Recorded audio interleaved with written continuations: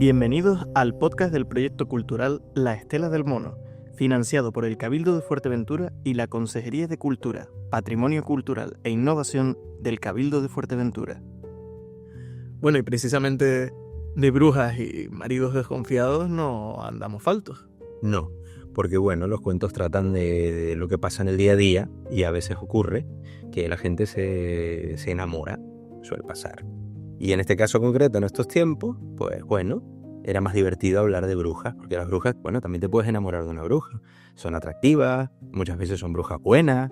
Incluso pueden llegar a echar de menos. Claro. Mira, en este cuento, por ejemplo, que se llama La chaqueta sin manga, del que hay varias versiones también, el marido viaja al otro lado del mundo y la bruja se queda echándolo de menos. Y al final, esto de ser bruja y tener magia soluciona todo el problema.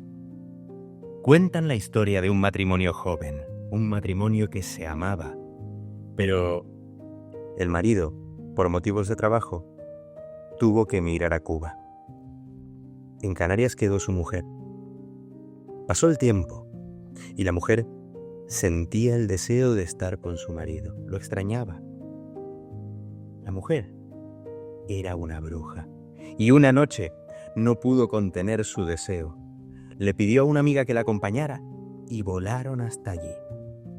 Cuando llegaron a Cuba, vieron las luces de la ciudad, escucharon el arrullo del mar en el malecón, sintieron el baile, el son. Encontraron al marido arrullado por el guaguancó y pasó esa noche con su marido. Luego volvieron a casa. Se llevó la manga de la chaqueta de un traje nuevo que se había hecho su hombre en La Habana. De camino recordaban lo hermosa que era la ciudad. La Habana es una ciudad hermosa, adornada de luces amarillas, mecida por el sonido del mar y el sonido del sol. La recordaban en el trayecto a Canarias mientras cantaban: de Canarias somos, de Cuba venimos, no hace media hora que de allí salimos. Pasó el tiempo y la mujer seguía extrañando a su marido. Más ahora porque se había dado cuenta de que se había quedado embarazada. Al tiempo, la fortuna hizo que el marido pudiera regresar de Cuba, pero al llegar a su tierra, encontró a su mujer con un bebé y la repudió. La repudió al instante, pero ella empezó a mecerse como por el son. Le recordó a su marido lo bellas que eran las luces de La Habana. Le recordó la noche más hermosa que había vivido él allí, cuando, arrullada por el mar en el malecón, cuando, acariciado por el son, había encontrado a una mujer mientras él cantaba el guaguancó. Y entonces le enseñó la manga de la chaqueta nueva que él no había podido estrenar porque ella esa noche había roto. Y así se reconciliaron. Bueno, pues se está bien aquí, pero yo creo que Se estaría mejor en Cuba. se estaría mejor en Cuba.